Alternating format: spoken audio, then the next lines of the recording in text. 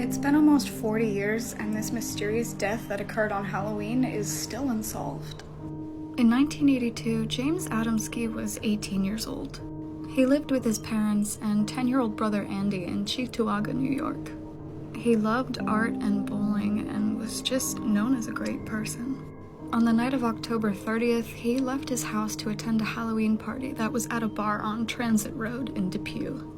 When I put James's address in and the address of the bar that he was going, I found that it was about an hour and 20-minute walk. James left the house dressed in, quote, the American Gigolo look. James went to the Halloween party, which was a pay-one-price, drink-all-night kind of event, and stayed for most of the night.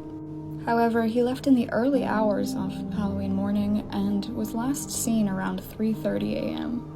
When James's parents woke up the next day and he wasn't home, they knew something was wrong. He was always respectful of them and would never have stayed away for the entire night without just giving them a phone call or something. An immediate search effort was launched for the 18-year-old, but nothing was found. It was as if he had just disappeared without a trace. That was until about 2 months later on December 26th, when a couple of rabbit hunters found his remains.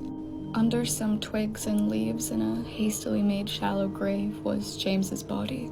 He was still wearing his Halloween costume. James had been beaten to death with some sort of blunt object, according to police.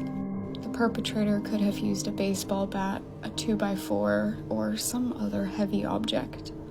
Regardless, there were numerous wounds to James's head.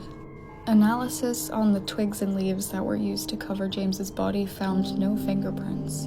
One theory around who killed James involves the party that he was at. James was drinking that night, as was most other people, considering it was a bar. Investigators learned that during this party, James and a few other people got into an alcohol-fueled argument. But when investigating the people involved in the argument, police found no information that led to any sort of clues towards violence. The strongest theory that police have is that James was picked up by a hitchhiker along his hour and 20-minute journey back home. While there is no evidence, police think that maybe somebody saw James drunkenly walking on the side of the road and invited him into their car. Perhaps it was a total stranger, or maybe they even knew him. Police have recently sent the clothing that James was wearing at the time of his death to a lab for DNA analysis, but nothing has really come up. After 40 years, his family deserves some truth. I'll leave a number on screen that you can call if you have any information about the case. What do you think happened to James?